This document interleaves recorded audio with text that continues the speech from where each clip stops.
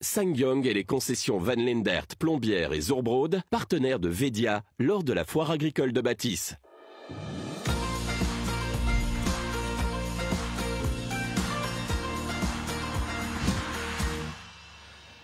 Mesdames, Messieurs, bonjour, bienvenue au cœur même de la foire agricole de Batis, 33e édition déjà avec un thème central. Cette année, l'agriculture, source d'avenir, c'est un peu notre fil rouge de cette émission en direct pendant 1 heure aujourd'hui et 1 heure demain aussi. Même rendez-vous déjà 12h30, notez-le demain dimanche, une foire qui a débuté sous le soleil. Heureusement qu'on va le voir sur ces images déjà avec une belle ambiance et déjà pas mal de monde. Donc aujourd'hui matin à partir de 9h donc. Des images qu'on a pu prendre il y a quelques minutes seulement qu'on vous offre déjà en primeur. Vous voyez, il y a eu un petit peu de gadou, mais tout est arrangé maintenant pour que vous puissiez profiter pleinement de cette 33e foire agricole de Batis. Comme vous pouvez, c'est évidemment un rendez-vous très familial. On va en parler pendant 1 heure aujourd'hui, encore 1 heure demain. Il y a pour tout le monde, bien entendu, pour les professionnels, mais aussi pour le grand public, pour les familles. Donc, voilà, les petits moutons. Et je vais déjà vous dire aussi qu'on aura des animaux, bien entendu, sur le plateau. Pas mal d'invités extrêmement intéressants. Et également une émission que je co-présente avec 2 gentes dames. Tout d'abord, Ameline Renier. Bonjour Ameline. Bonjour Olivier. Alors vous avez préparé l'émission en aval. Tout à fait. En allant voir des personnes qui travaillent aussi justement autour de ce thème, l'agriculture source d'avenir. On va voir ça dans quelques minutes. J'aurai quelques conseils à vous donner évidemment. Et deuxième, c'est Lilou, notre kit reporter qui était déjà là l'année passée, qui a un tout petit peu grandi, si je puis dire. Alors je disais tout à l'heure, Lilou, que la foire avait ouvert ce matin, mais elle ouvre déjà en primeur le vendredi pour les écoles. Près de 900 élèves étaient présents hier pour découvrir cette foire via divers ateliers. Vous y étiez aussi? Oui, je suis allée faire un tour et poser quelques questions à ces élèves pour voir ce qu'ils pensaient de cette journée. Ouais. Voir s'ils connaissaient un petit peu le monde de l'agriculture ou pas. Oui, exactement. Et quelques questions comiques aussi. Voilà le micro-trottoir de Lilou pour cette journée des élèves d'hier vendredi. Une vache produit combien de litres de lait par jour? Je passe. 5 litres 3 litres 5 litres, je dirais. À peu près 10 litres. En fait, une vache produit 28 litres de lait par jour, en moyenne. Sais-tu ce qu'est une génisse? Non. C'est pas une jeune vache. C'est une vache qui n'a pas encore accouché. Eh bien, c'est juste. Une génisse, c'est une jeune vache qui n'a pas encore eu de veau. Cite 3 animaux de la basse-cour. Les vaches. Le cheval, la vache et le cochon. Basse-cour. Une poule. Un dindon. Et une oie. Canard, dette, pigeon, poule, coq. C'est quoi l'agriculture biologique? C'est en gros, on mange des animaux pour que ce soit bio et pas pour que ce soit pas bon pour la santé et tout ça. Il n'a pas de trucs rajoutés par l'humain. Une agriculture où on n'utilise pas de pesticides. L'agriculture biologique, c'est une agriculture qui n'utilise pas de produits chimiques. Sais-tu ce qu'est une blanc-bleu belge? Non. C'est une vache de la Belgique. C'est celle qui a le plus gros cul du monde. La vache blanc-bleu belge, c'est une race de vache belge qui est utilisée pour la production de viande. Combien de reines y a-t-il dans une ruche d'abeilles? Une. Bah évidemment, c'est une. Qui est apparu en premier, l'œuf ou la poule? La poule. L'œuf. La poule. Si on reprend le concept général de l'œuf, les poissons pondaient déjà des œufs bien avant l'apparition des poules. Dis un peu 10 fois blanc. Blanc.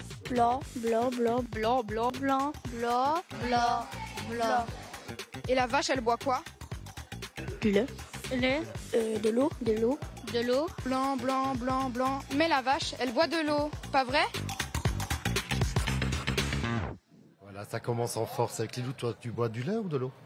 Moi, je bois plus de l'eau. Mais j'ai une petite question à vous poser. Comment ça? Dis-nous. Quel est le poids en kilos de la plus grosse vache jamais pesée au monde? 800 kilos. 800, c'est toi? 750. La réponse est 1445 kilos. 1400. Et devinez comment elle s'appelle? Marguerite. Non. Je donne ma langue au chat pour celle-là. Cigale. Waouh, c'est sans doute une blanc-bleu belge. Oui, j'imagine. sûrement. Justement, la transition est facile. Avec Alaoge, bonjour. Santé. Vous êtes le directeur de l'Union Wallonne des éleveurs. C'est vous qui organisez Association aussi Wallonne des éleveurs. Association Wallonne des éleveurs. C'est vous qui organisez aussi le concours des jeunes éleveurs. Ici, on ne dit plus concours des jeunes éleveurs européens parce qu'on a dépassé largement la frontière de l'Europe. Il y a des participants du Québec, il y en a d'Australie. Cette année, de Nouvelle-Zélande. C'est vraiment un des grands rendez-vous aussi de la foire, ce concours des jeunes éleveurs, non? Alors tout d'abord, ben oui, effectivement, c'est un grand rendez-vous de la foire pour les jeunes éleveurs du monde entier, mais on voulait aussi saluer la complémentarité que l'on a avec la foire pour la réalisation de cet événement. Il faut savoir que ça déplace énormément de main-d'œuvre et la foire est basée sur des bénévoles.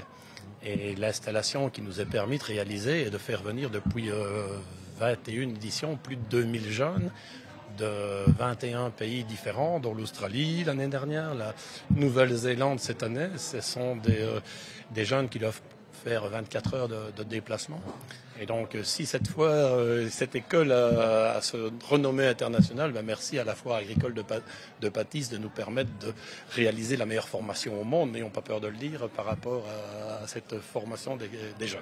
Et la grande nouveauté, c'est qu'on a l'habitude de voir les Holstein aussi avec les génistes Holstein, mais cette année, on a intégré des BBB, des blancs bleus belges aussi, avec des génistes. Il y en a une quinzaine qui participent au concours. C'est la volonté justement de remettre en avant justement cette race.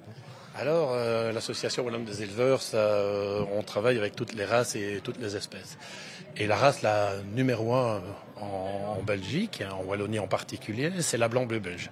Mais c'est une race qui est quand même locale, nous allons dire, très présente dans notre pays, mais locale à travers le monde.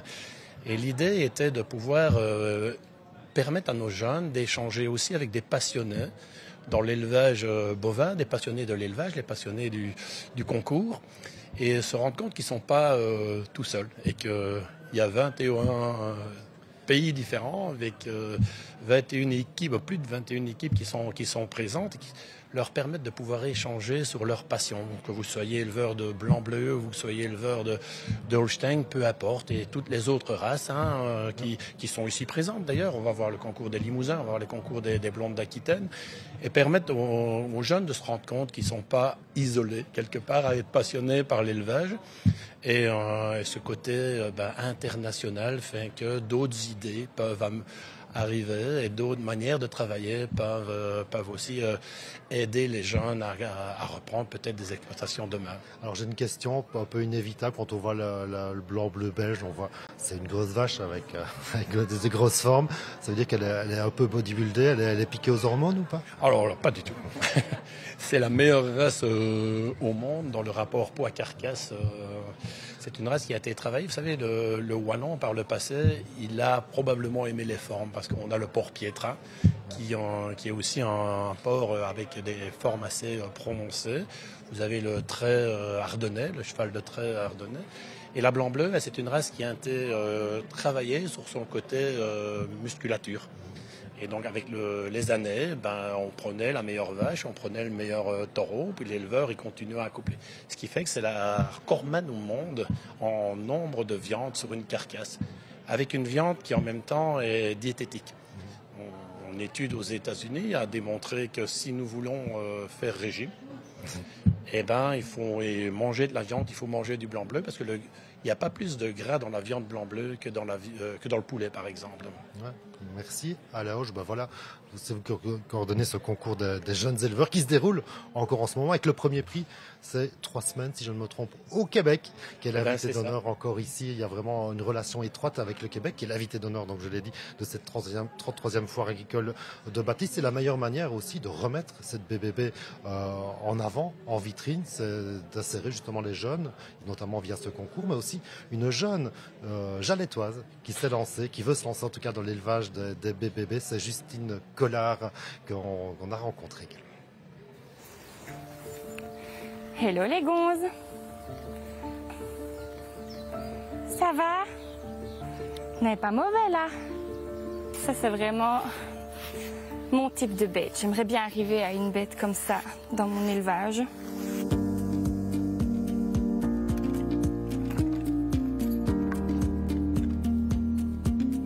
Je le dis pas de premier abord, mais je fais des études en droit. Ici, je vais rentrer en deuxième master en droit et c'est vrai que c'est deux mondes complètement à part, mais je pense que c'est deux mondes super importants. Le droit, c'est la base de notre société, il y en a partout. Ça ouvre plein de portes. Maintenant, le monde de l'agriculture, c'est autant la base de notre monde et de notre univers aussi.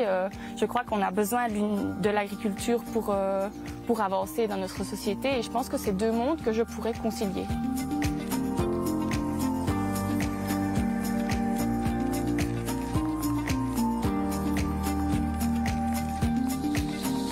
L'école des jeunes, c'est aussi apprendre aussi avec des jeunes. Donc là, c'est plus latéral comme relation, c'est les conseils que nous, au quotidien, on a vécu et qu'on pourrait se partager. Mais c'est aussi des bases théoriques.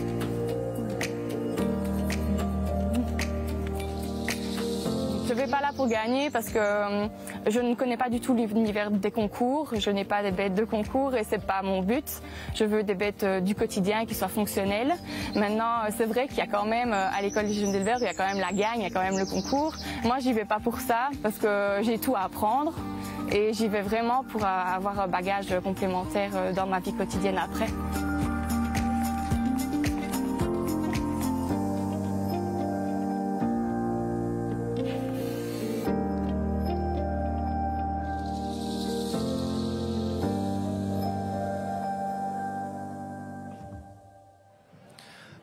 Ça donne envie de se lancer dans l'agriculture et justement dans l'élevage du blanc bleu belge. Bon vent donc à Justine. Nous a rejoint sur le plateau le ministre Willy Borsu, ministre de l'Agriculture. Bonjour. Bonjour. Ministre Wallon. Ça donne envie, non, quand on voit ça, des jeunes qui se lancent justement dans l'agriculture et pour le blanc bleu belge, j'imagine. Effectivement, des jeunes qui sont passionnés. On les voit ici à la foire, on les voit dans les concours aussi, même très jeunes. On voit bien qu'il y a vraiment à la fois ces racines et cette passion et la volonté de pouvoir jouer un rôle dans le monde agricole. Alors, vous êtes régulièrement ici à la foire agricole de Baptiste pour l'inauguration, pour aller vous promener aussi, parce que c'est évidemment votre domaine de compétence aussi. Il fait bon, c'est agréable. Hein.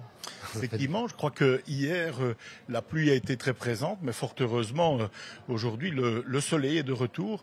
On le voit avec une dimension familiale, avec une dimension aussi de relations commerciales, professionnelles, mais aussi beaucoup de choses à apprendre sur un certain nombre de stands. Donc la foire, c'est un lieu de rencontre, c'est un lieu d'apprentissage, mais c'est aussi un lieu économique à part entière. Ceci dit, il ne faut pas se voiler la face. Il y a toujours beaucoup de discussions avec le monde de l'agriculture et la région wallonne. Il y a la PAC 2023-2027 qui est passée, sans trop de dégâts, on peut le dire aussi. Mais voilà, c'est un lourd combat, justement, un dur combat pour tout le monde, autant au point de vue politique de faire passer des décisions et de les faire mettre en œuvre sur le terrain, et les agriculteurs qui demandent justement pouvoir survivre avant tout peut-être. Effectivement, donc la PAC est un élément majeur du revenu agricole. On sait, sans la PAC, il n'y a pas de rentabilité des exploitations, ou en tout cas de l'immense majorité des exploitations qui soient possibles. Et le fait que l'on entre dans une nouvelle période de la politique agricole commune veut dire de nouvelles mesures, veut dire aussi des incertitudes et des complications administratives. Mais des mesures aussi qui soutiennent. On est ici, bien sûr, dans une terre d'élevage. Le fait qu'on ait pu, après un dur combat, maintenir le soutien couplé, par exemple, est essentiel pour l'élevage, que le premier pilier reprennent une part importante, 74% de ce premier pilier dédicacé aux revenus, ou bien encore l'éco-régime, par exemple, pour les prairies permanentes, sont autant de mesures favorables à l'élevage. Il y en a d'autres, bien sûr, que ce soit pour les agriculteurs, les terres de culture, la diversification, ou bien encore un certain nombre de choix alors environnementaux, par exemple. Ouais, justement, vous êtes aussi en charge de l'aménagement du territoire. L'agriculteur participe justement à l'environnement. Il a pas mal de petites choses à faire aussi. On parle notamment avec votre collègue Céline Tellier avec les clôtures au bord des ruisseaux. Il y avait la distance à maintenir aussi sans culture au bord des routes pour éviter les inondations, etc. C'est vraiment toutes des petites choses que l'agriculture doit faire aussi, doit adapter au jour le jour justement pour préserver cet environnement et notre territoire finalement. Vous faites bien de le dire, on l'oublie trop souvent. Les agriculteurs sont des acteurs, non seulement de la production agroalimentaire, bien sûr, et des acteurs économiques importants, essentiels même, mais en plus, ils jouent un rôle, lui aussi, crucial en ce qui concerne la gestion de notre territoire, de notre espace naturel. Et trop souvent, j'entends les critiques à l'égard du monde agricole, qui seraient coupables d'à peu près tous les maux. Mais on oublie de tenir compte du rôle important dans l'autre sens, effectivement, du monde agricole. Les prairies captent le carbone, par exemple, le fait d'entretenir les les paysages, d'éviter l'érosion, eu égard aux plantations, et d'autres actions aussi qui préservent l'environnement sont des éléments essentiels. Et je veux réagir au point que vous évoquez parce que ce sont des sujets qui font débat. Les bandes enherbées le long des cours d'eau, l'accès aux cours d'eau dans certaines régions pour abreuver le bétail. Et je plaide vraiment pour qu'on ait du pragmatisme à cet égard, qu'on soit à l'écoute du monde agricole. Vous savez, trop de contraintes finit par tuer l'activité. Et ce n'est vraiment pas l'orientation que je souhaite, d'où le message que je souhaite faire passer à la faveur de cette interview, de l'écoute, de la concertation préalable avec le monde agricole avant la décision quant aux mesures, et par ailleurs de la souplesse quant aux mesures, ce qui est indispensable, avéré scientifiquement, d'accord, ce qui est le fruit d'un certain nombre de réflexions théoriques ou d'une attitude ultra-environnementaliste, je dis non. Ça veut dire que le thème central de cette 33e édition de la Foire agricole, agriculture source d'avenir, il y a vraiment un avenir en tout cas pour l'agriculture chez nous. Hein. Je pense qu'il faut le dire à travers la diversité de nos productions agricoles, à travers aussi la valorisation des produits, l'évolution technique, technologique. Il y a aujourd'hui au niveau de la région wallonne 12 670 fermes. On estime que 20 000 personnes travaillent en direct dans l'agriculture et l'ensemble de l'activité agroalimentaire représente encore plusieurs milliers d'emplois complémentaires. C'est donc un secteur qui est essentiel pour nourrir tout d'abord nos concitoyens en matière d'emploi, en matière d'activité, en matière de retombées et globalement pour la société. Alors, très brièvement, votre programme maintenant, parce qu'il y a beaucoup de production locale, et heureusement, grâce à nos agriculteurs, j'imagine que vous allez en déguster quelques-uns, mais c'est quoi votre programme là maintenant? Je sais qu'il est très chargé. Donc aujourd'hui, nous avons un visiteur de marque, puisque le ministre André Lamontagne du Québec est présent. Donc nous avons eu l'occasion de l'accompagner avec Pierre-Yves Géollet à travers un certain nombre de stands. Nous sommes allés à la rencontre des organisations agricoles, d'un certain nombre de transformateurs, de producteurs, de gens qui valorisent les produits.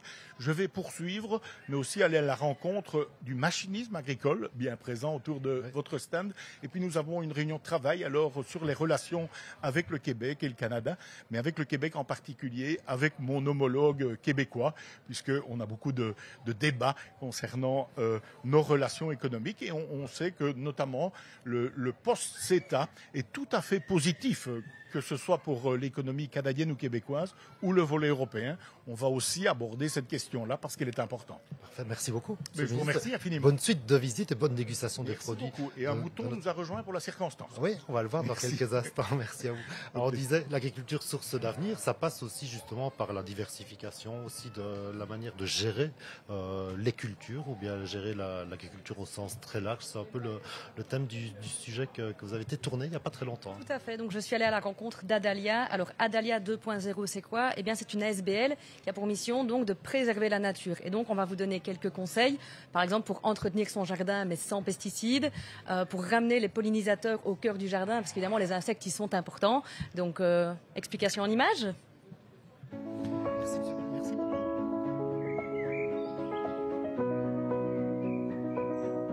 Adalia 2.0 est une ASBL qui œuvre à la mise en place de jardins et d'espaces verts écologiques. Donc on va proposer tout un tas de guides ou d'outils ou même de projets en faveur de jardins écologiques, d'espaces verts écologiques. Et ici vous avez un panel de différents outils qu'on a créés ou qu'on met à disposition. Vraiment l'idée c'est de ne plus utiliser de pesticides et d'encourager la biodiversité.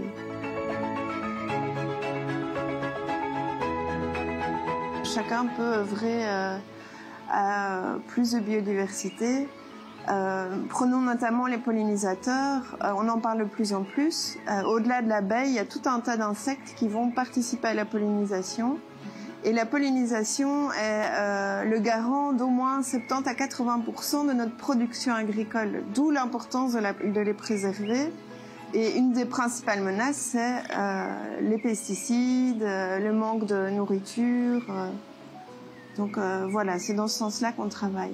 Donc les insectes sont importants. Et si on a un jardin, que peut-on faire justement pour les attirer dans notre jardin? Le plus simple, c'est de laisser un coin de nature où on laisse faire la nature. Et on voit ce qui vient. Et en fonction de la taille de son jardin, cette surface sera plus petite ou plus grande. Et ça va être super pour les insectes qui vont nicher dans la terre, dans les tiges. Et voilà, et ou qui viendront, soit les chenilles, les larves qui mangeront les feuilles, ou les papillons, les abeilles qui viendront butiner dans les fleurs.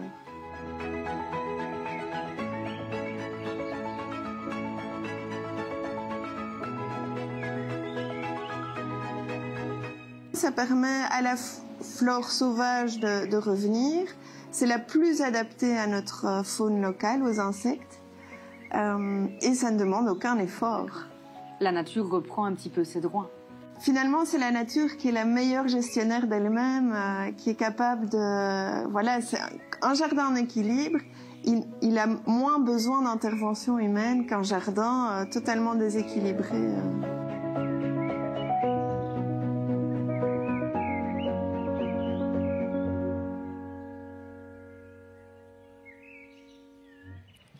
Voilà une belle manière aussi d'entretenir son potager, d'envisager l'agriculture de manière un petit peu plus naturelle, encore avec quelques petits conseils que vous voulez encore nous donner, Ameline. Oui, alors en fait, on voit une astuce sur Internet qui consiste à utiliser du vinaigre. Attention, Adalia déconseille fortement, tout simplement parce que ça a des impacts sur l'environnement. Et puis de toute façon, c'est interdit.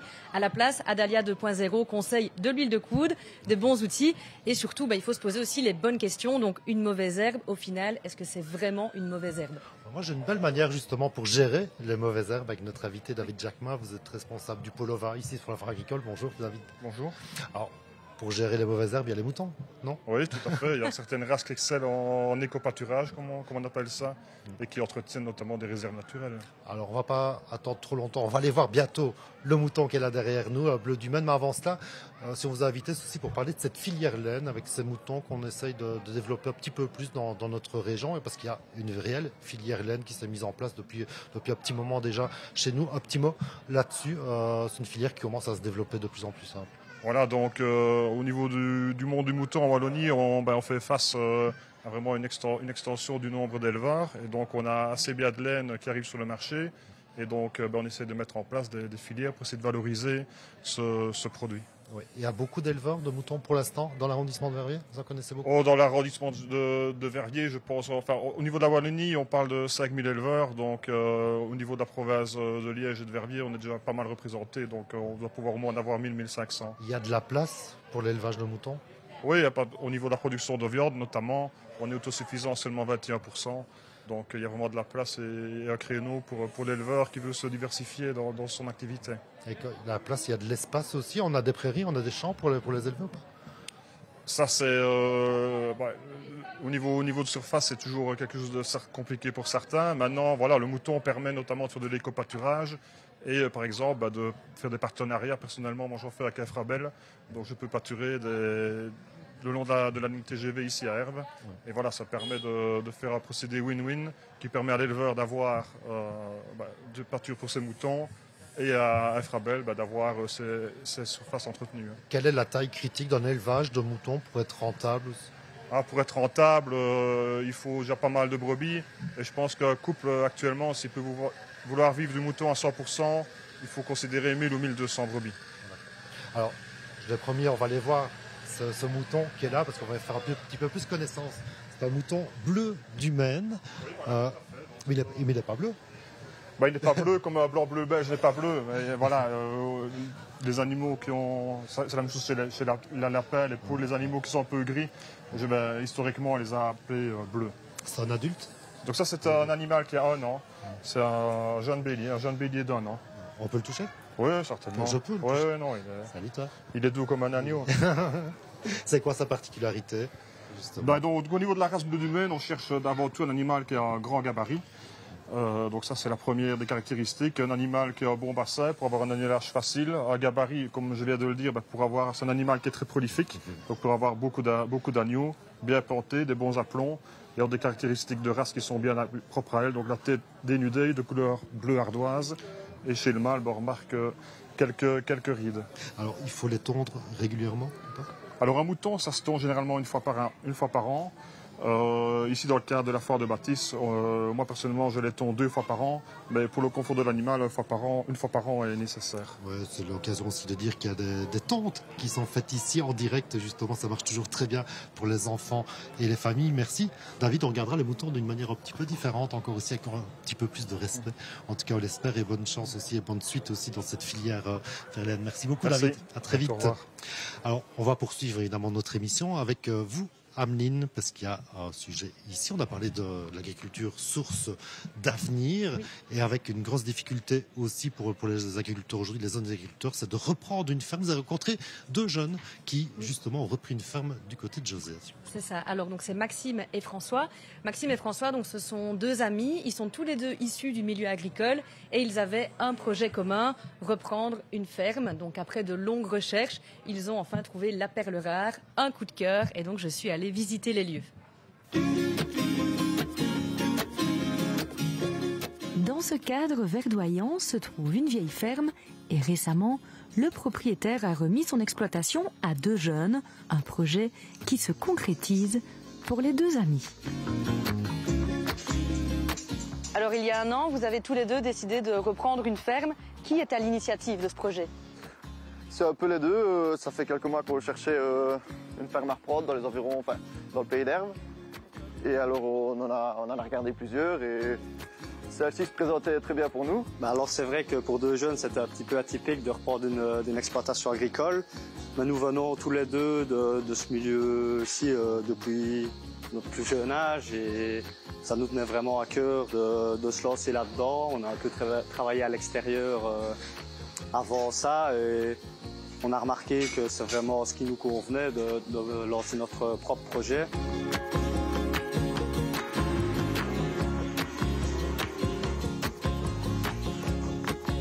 C'est une exploitation laitière, on a une 70aine de vaches. Avant on traitait en salle de traite et maintenant récemment on traite avec un robot. Tout se modernise un petit peu, même ici à la ferme. Oui, on a démarré donc avec la salle de traite. Et voilà, elle était assez vieille, il était temps de changer.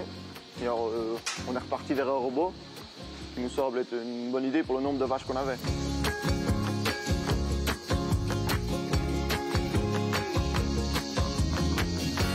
Donc ici, les vaches sont en libre service 24 heures sur 24, de jour comme de nuit. Elles y passent quand elles veulent. C'est une méthode de travail différente. On n'a plus la traite des traites matin et soir à telle heure. Et si une vache a un problème, vous le savez ? Oui, le robot nous communique donc toutes les données, que ce soit de la traite, de l'activité dans l'étable. Une vache, par exemple, qui ira moins manger ou qui dormira beaucoup, le robot nous l'avertit via notre téléphone ou sur l'ordinateur qui se trouve dans le bureau. Il y a un peu plus d'1 an, les 2 amis sont tombés sous le charme de cette ferme. Aujourd'hui, ils n'ont aucun regret et ils sont fiers de gérer cette exploitation laitière. Alors Bertrand Lahaye, vous êtes responsable de la FJA, la Fédération des jeunes agriculteurs d'Aubel. Vous connaissez ces 2 jeunes qui ont repris cette ferme à José ? Oui, c'est des amis. Ouais, c'est le rêve de tout jeune agriculteur, ça, de pouvoir retrouver une ferme à pouvoir exploiter. Ah oui, tous ceux qui sont passionnés par le métier veulent pouvoir s'installer à leur propre nom et c'est un long parcours, mais c'est beaucoup de gratitude et on est fort heureux qu'on aussi l'accomplir. Alors à mon avis, une qui est passionnée par son métier, c'est votre voisine, Mireille. Louis XVI, bonjour. Bonjour. Alors, vous venez du Québec? Ben oui. C'est vrai? Québec, du Canada, oui. Non, avec quoi? Ben nous, on est ici sur la foire avec la délégation du Québec et on est venu vous présenter la poutine, qui est un mets traditionnel qu'on mange beaucoup dans les événements, parties, fin de soirée. C'est des frites avec du fromage en grains qu'on appelle du fromage qui fait quick quick et de la sauce brune. Mais une particularité, bon, premièrement, on a pris vos frites belges. Et le fromage est fait pas loin d'ici par terre de fromage. C'est du fromage de Havre qu'on envoie chez vous pour le fabriquer? Non, c'est lui, ils sont venus s'associer avec une compagnie de fromage au Québec qui est purement québécoise, qui est la fromagerie Bergeron. Et ils sont venus apprendre la technique et maintenant ils vont nous fournir ici en Belgique et partout en France, parce que nous, on fait que de l'événementiel, soit foire, marché de Noël et tout ça. Donc, on va pouvoir avoir le fromage à l'année frais et tout ça. On appelle ça la poutine. Il y a plusieurs versions. On peut mettre de la viande de bison, du smoked meat, de la viande fumée, tout ça. C'est bon, ça? Oui. Et aussi, une nouveauté... Attendez, je vous arrête parce qu'on a une testeuse officielle ici depuis quelques années. C'est Lilou. J'y vois les yeux faire... J'y vois les yeux. Est-ce que c'est la première fois que tu vas en manger? Bon, allez. Tu vas vouloir toujours en manger. Voilà. Je suis sûr qu'elle va se faire un plaisir. Alors là, Et là, ben, c'est une nouveauté pour la cabane à Mario. C'est la queue de castor. Pourquoi la queue de castor? Ben, on voit qu'elle a un petit peu la forme de la queue de castor. C'est une pâte frite. Il y a une certaine technique pour la frire, pour qu'elle reste en forme de queue. Et on la garnit souvent avec de la tartinade à l'érable, qui est du sirop d'érable pur, mais baratté. On a du chocolat aussi, avec on a brownies, chocolat blanc, on a citron, beurre et cannelle. On prend des kilos rien qu'à vous écouter. Hein. Ben, juste à la regarder. Juste à regarder la queue de castor. Donc, ça, c'est une pâtisserie traditionnelle du Québec. Et c'est nouveau. On a eu une licence pour venir l'offrir ici en Belgique. Verdict? Alors, c'est vraiment bon. Est-ce que tu sens le fromage faire quick? Oui. C'est le secret. Si ça fait pas quick, c'est pas du vrai. Alors, la cabane à Mario, vous êtes ici, sur la foire. Cabane à Mario 2.0. On est sur la foire avec la délégation. Ensuite, on va être sur plusieurs foires en France. Et après ça, ici, en Belgique, on est sur plusieurs marchés de Noël. Ouais. Et on va offrir ces produits-là. On a d'autres produits d'érable, alcool du Québec, bière du Québec et tout ça. Oui, toujours le sirop d'érable, évidemment, qui reste la base traditionnelle. Parce qu'on fait même les alcools, la bière et tout avec. Ouais. Ouais. Et vous venez souvent en Europe ici? Pardon? Vous venez souvent ici en Europe? Oui, on vient pratiquement 6 mois par année, dispersés pour justement faire que de l'événement. On n'a pas de pied à terre. Donc, on va vraiment voir les gens pour qu'ils viennent nous voir. Et quel est l'accueil, justement, des gens ici quand vous posez ça? Déjà, quand on dit le nom Poutine, on n'a peut-être pas envie de manger, mais évidemment, bon, soit. C'est ça, l'accueil, c'est on est content de vous voir, on adore votre accent.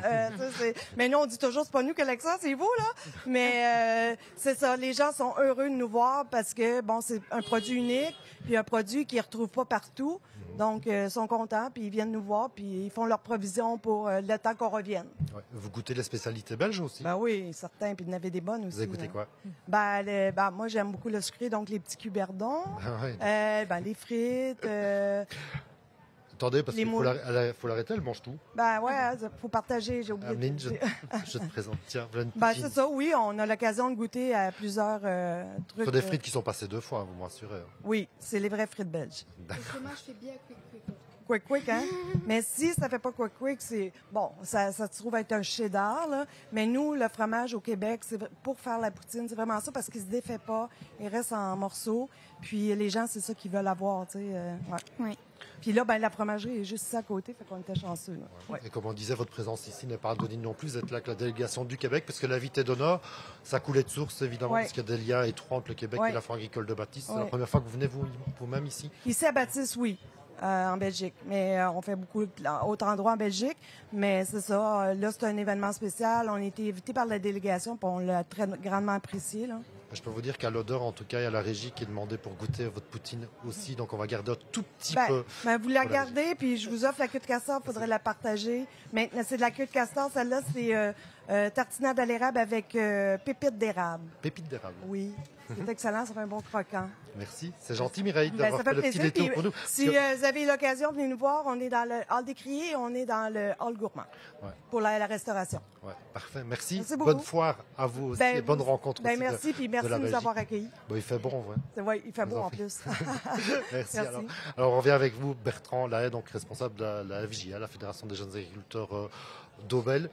La foire de Baptiste, il faut y passer, bien entendu, il faut s'y investir, etc. C'est un rendez-vous incontournable dans la région, c'est la grande fête de l'agriculture au Pays d'Erf. Et on y rencontre un paquet de gens qu'on ne voit qu'ici une fois l'année, et on revoit aussi des gens qu'on côtoie tout au long de l'année, des fournisseurs et des collègues. Justement, c'est encore important d'avoir une foire comme ça pour ces rencontres-là? Oui, c'est important pour les rencontres, c'est important aussi pour le public, pour leur montrer comment est l'agriculture par chez nous et parfois aussi leur expliquer pourquoi on a certaines pratiques et avoir une bonne relation avec le consommateur. Et quand on voit le monde qui a d'édition en édition, on se dit justement le grand public est demandeur justement de découvrir ou redécouvrir l'agriculture, le monde de l'agriculture chez nous en tout cas. Hein. Oui, les gens sont vraiment demandeurs de connaître l'agriculture et de découvrir l'agriculture régionale. Avant, beaucoup de gens avaient dans leur famille un grand-père ou un oncle ou quoi qui était agriculteur, mais maintenant c'est de moins en moins le cas. Et donc la foire permet quand même qu'ils aient une attache et une vision du monde agricole. Alors le thème cette année, on l'a dit et redit, c'est l'agriculture source d'avenir. On parle aussi de diversification aussi pour pouvoir survivre, pouvoir se développer. Vous êtes un exemple même parce que vous gérez une exploitation où il y a plusieurs choses que vous avez. Oui, on a la chance, moi je dis, d'être né dans les crises laitières à partir de 2009. Et donc tout ça nous a fait beaucoup réfléchir et remettre en question. Et donc on aime bien avoir 3 pieds à tabouret pour ne pas que ceci balance. 3 pieds à tabouret. Et donc c'est pour ça qu'on a la production laitière à la maison, les poules pondeuses biologiques et un gîte à la ferme. Ah oui. Comme ça on se dit qu'il y a toujours une spéculation qui ira et qui tiendra le bateau. Oui. Comment c'est venu l'idée simplement aussi parce que voilà, il y a une spécialisation avec les vaches, avec les poules et puis il y a l'accueil aussi. C'est-à-dire c'est pas facilement gérable tout ça si. Tout est une question d'organisation. On sait faire beaucoup de choses quand on est bien organisé et la production laitière est venue naturellement parce qu'on est né dedans et on adore ça. On avait toujours un lien avec l'ail, on aimait bien, donc on a fait les poules. Et avant on avait une glacerie à la ferme, mais on a eu 2 enfants et donc les horaires étaient difficilement combinables avec la vie de famille et c'est pas quand les enfants auront 15 ans qu'il faudra s'occuper d'eau. Alors on a arrêté la glacerie, on a fait le gîte pour quand même garder un contact avec les consommateurs et les gens pour leur faire découvrir notre ferme. Vous-même, vous avez des outils, une automation justement pour vous aider au jour le jour, oui, au quotidien, on a des logiciels de gestion de troupeaux pour voir les chaleurs, voir la santé des vaches et savoir réagir au plus près. Ça aide ça? Oui, ça aide beaucoup. Ça aide avoir plutôt, avant qu'il y ait des signes extérieurs, de voir les maladies ou les problèmes chez les animaux. De manière générale, parce que je disais tout à l'heure diversification, donc vous avez les poules pondeuses, les vaches laitières et autres, et le gîte. Est-ce que vous pensez qu'on doit vraiment se poser la question là aujourd'hui de se dire, ben voilà, on ne peut plus faire de l'agriculture traditionnelle comme nos parents, nos grands-parents là aujourd'hui. Maintenant, c'est comme ça que vous voyez, vous, l'agriculture de demain? Moi, je vois l'agriculture, je pense qu'il y a de la place pour tout le monde. Il y a autant de manières de faire que s'il y a d'agriculteurs et il y a des fois 2 agriculteurs qui font de la même manière, un réussit, l'autre pas. Et des fois 2 ont des méthodes complètement différentes et ils fonctionnent tous les 2. Je pense qu'il y a l'agriculture, c'est ça qui est magnifique. Il n'y a pas une manière de faire et il y a un panel de choses et c'est ça qui est bien. Et on recevait tout à l'heure le ministre Boursul, le ministre wallon de l'agriculture. C'est pas toujours facile non plus avec ce qu'on impose via les politiques non plus. On parlait de la PAC tout à l'heure aussi. Il y a beaucoup de choses à mettre en place, à suivre aussi. Qu'on demande des contraintes supplémentaires pour les agriculteurs, c'est encore viable là aujourd'hui? C'est sûr que la charge administrative augmente tout le temps et elle devient très importante. On passe plus d'une journée par semaine dans notre bureau. Mais on n'a pas le choix, il faut s'y adapter et il faut le faire. Ça doit être en ordre, ça doit être fait comme il faut. Et pour commencer à terminer, si je puis dire, une FJA, c'est quoi la Fédération des jeunes agriculteurs? On a en tête les grosses soirées sous chapiteau où vous vous retrouvez tous. C'est évidemment pas que ça, j'espère. Non, c'est pas que ça. C'est un syndicat qui défend les jeunes agriculteurs, comme son nom l'indique, et qui permet de se retrouver le week-end autour de bonnes soirées, mais aussi pendant la semaine avec un bureau d'études et qui réfléchit et qui nous défend lorsque c'est nécessaire. C'est l'agriculture 2.0 là qu'on met en place là maintenant. Ça veut dire qu'on regarde vraiment vers l'avenir. Oui, l'agriculture a toujours évolué, elle continuera toujours à évoluer. Et il faut se regarder. Vous voyez comment dans 5, 10, 20 ans? Bonne question. Toujours agriculteur, ça c'est sûr. Mais je ne saurais pas vous dire comment. Merci. Motivé, et tant mieux, merci. Allez, on vous offrira un petit bout de queue de castor qui est toujours resté là, parce que Mireille est restée avec nous en plateau. Vous avez déjà goûté la queue de castor? Non, jamais. C'est une grande première aujourd'hui. Merci Bertrand, merci Mireille. Ça fait plaisir. Vous salue parce qu'on va poursuivre notre émission, la toute dernière ligne droite déjà, puisque aujourd'hui, on va aller maintenant, à présent, en tout cas, on se retourne vers Lilou. Qu'est-ce que tu as été voir? On sait que tu aimes bien les chevaux, tu nous l'as dit l'année passée que tu aimes bien les chevaux, tu connaissais bien le monde de l'agriculture, tu aimes bien les chevaux. Tu as été voir un métier très particulier, c'est celui du maréchal ferrant. Voilà, oui. Qui lui On est allé le voir, on lui a posé plusieurs questions, on a assisté à faire rage de sa jument. Et c'était bien. Encore un métier très important évidemment pour le bien-être des chevaux dans nos fermes. On voit ça, donc le reportage de Lilou en images. Ici on est à Forzay, tout près de Rochefort, et je vais rencontrer Henrik, un maréchal ferrant depuis un peu plus d'1 an. Ici on va ferrer la jument qui est ici, qui s'appelle Griotte. Okay. On va la referrer des 2 antérieurs. Donc ici je vais commencer par la déferrer du coup. Okay. J'enlève les rivets, ça s'appelle. Pour avoir plus facile et pour ne pas casser tout le pied en enlevant le fer. Ça lui fait mal? Non, non, ici elle ne sent rien. C'est comme si on venait c'est comme si on se coupe les ongles déjà. Okay. On fait les ânes aussi. Les vaches, j'ai encore jamais essayé. Mais on pourrait aussi. On met des fers aux vaches? Avant, quand ils travaillaient on mettait des fers au bœuf, oui. Donc ici, je regarde ce qu'il faut faire. Ouais. Et ici, on voit qu'il n'y a pas grand-chose à faire. Et donc, quand il y a quelque chose à faire, vous dites, c'est à peu près quoi? Recouper, À changer la tournure, parfois ouais. on recoupe. Ok. Et ici, on voit bien que le fer est presque fait pour elle, quoi. Ok, oui. Et ça arrive des fois que les chevaux perdent un fer? Oui, ici. Parce qu'il y a un mal ferré ou quoi? Oui, ou alors parfois ils viennent s'accrocher donc avec les postérieurs, ils viennent s'accrocher le fer devant. Ah oui. On voit bien la différence entre les anciens et les nouveaux. Oui, donc ici on voit bien que donc il y a un peu moins de moitière ici. Ouais. Tandis on voit une différence, une légère différence.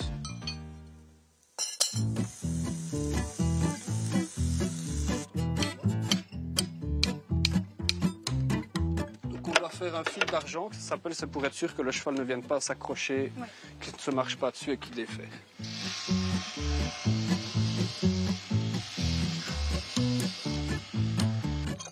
Vous avez déjà eu des expériences où la fumée, quand vous posez le fer sur le pied, faisait peur à un cheval? Oui, ça arrive, je vais dire souvent. Ok. Pourtant, ils ne sentent rien, mais c'est... Ça, c'est juste... Oui. Quand ils voient la fumée, Oui, c'est ça. Quand vous avez des grosses journées, vous faites en moyenne combien de ferrages par jour? Avec mon patron, parfois, on fait près d'une vingtaine de chevaux. Ça, c'est un peu comme la graisse. Oui, c'est pour qu'il brille plus. Voilà. Et voilà, donc un pied terminé.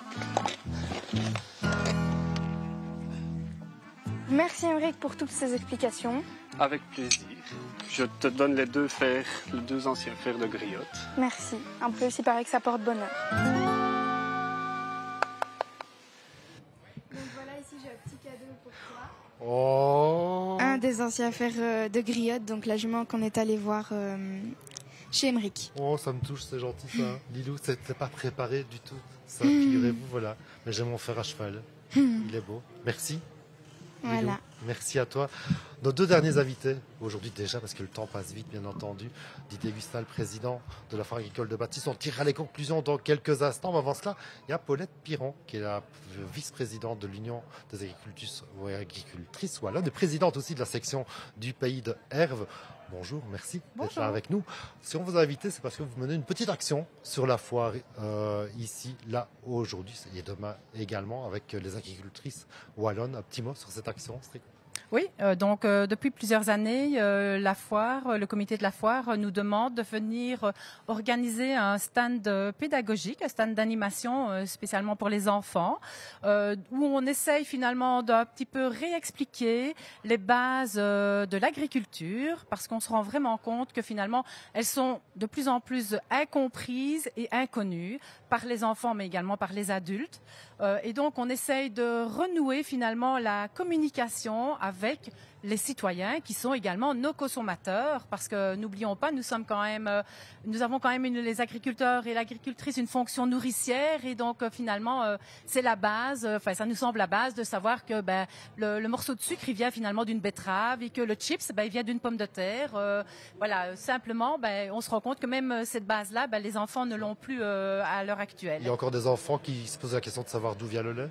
Oui, qui croient que c'est de la boîte, du bric-pac que vient le lait, bien évidemment. Et alors justement, cette année, on a développé aussi un peu des activités pour montrer la chronologie justement des éléments, notamment le parcours du lait, les travaux dans le champ, les travaux aussi au niveau de l'ensilage, donc de l'herbe qui est quand même... Ce sont des éléments, on reste quand même avec des activités souvent très spécifiques du pays de Herve, parce que finalement la population qui vient à la foire est aussi une population quand même qui vient du plateau, en dehors aussi, mais du plateau aussi, quoi. Est-ce que la place de l'agricultrice aujourd'hui dans l'exploitation est un petit peu mieux définie, un peu mieux représentée, en tout cas qu'avant? Oui. La place a quand même bien changé, quoi, parce que avant les agricultrices, les épouses d'agriculteurs. Oui. C'était pas les agricultrices, c'était les épouses d'agriculteurs. Elles n'avaient pas de statut, donc elles n'étaient vraiment pas reconnues pour le travail qu'elles exécutaient. Et puis depuis les années 2000, finalement, justement, l'Union des agricultrices wallonnes s'est battue pour avoir un statut de conjointe aidante. Mais maintenant, les nouvelles agricultrices, finalement, qui s'installent, c'est souvent plus par choix. Et elles sont parfois, même souvent, agricultrices à titre principal.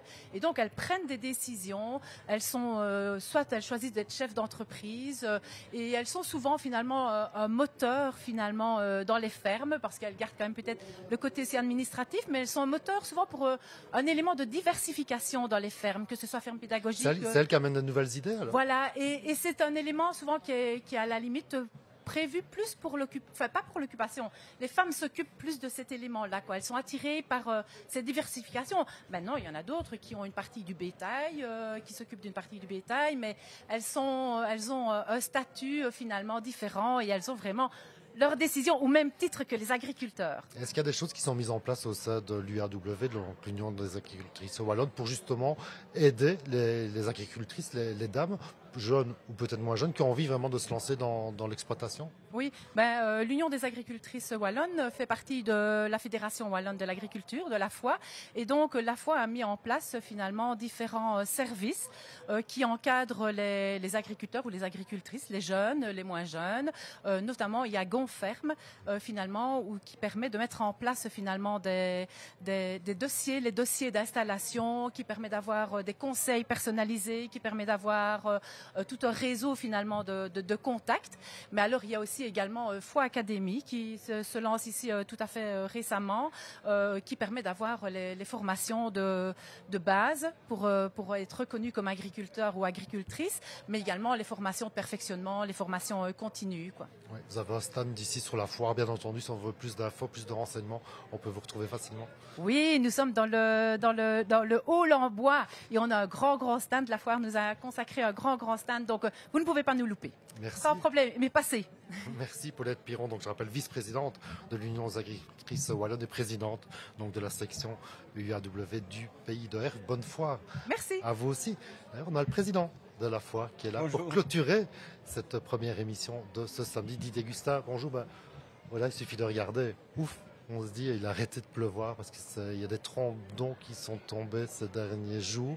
Heureusement aujourd'hui il fait sec. Après la pluie, le soleil est là. Le moral aussi, parce que hier, ça a été une fête préparation et une journée des écoles très pluvieuse.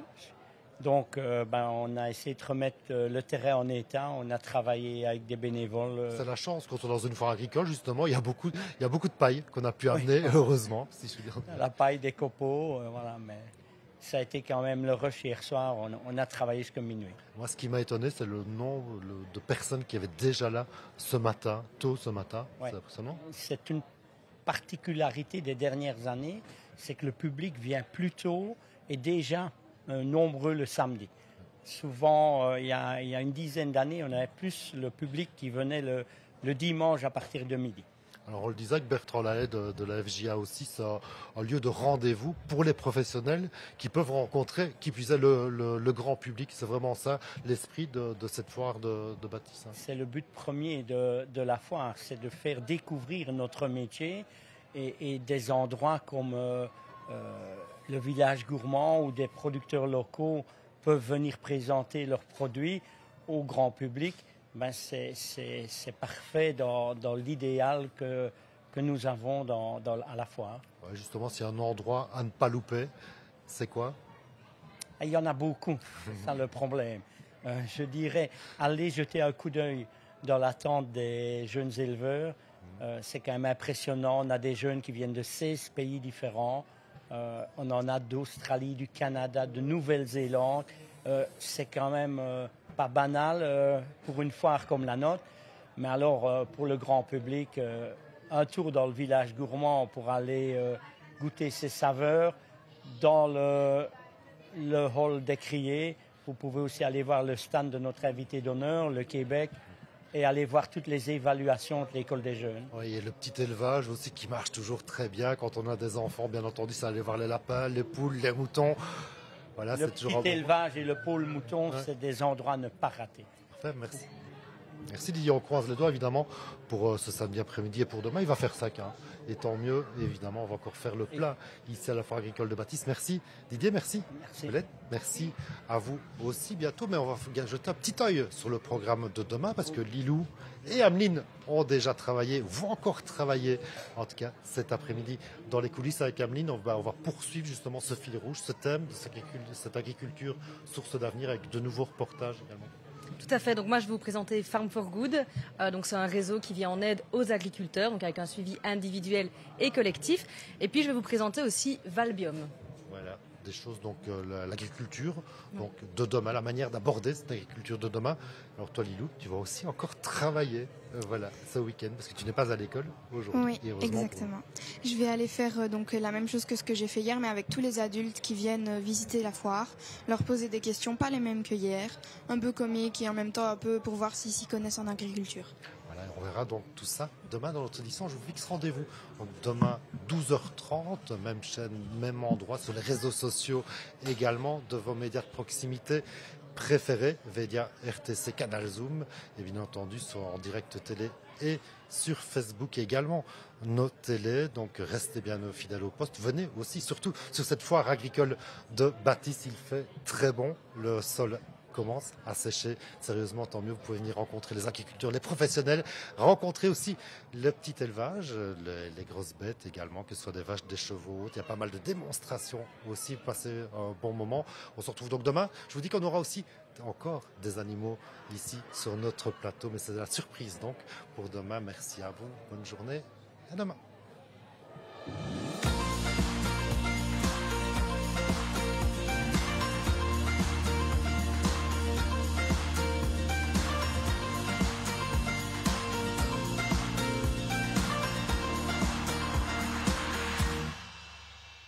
Sangyong et les concessions Van Lendert, Plombières et Zurbrode, partenaires de Vedia lors de la foire agricole de Bâtisse.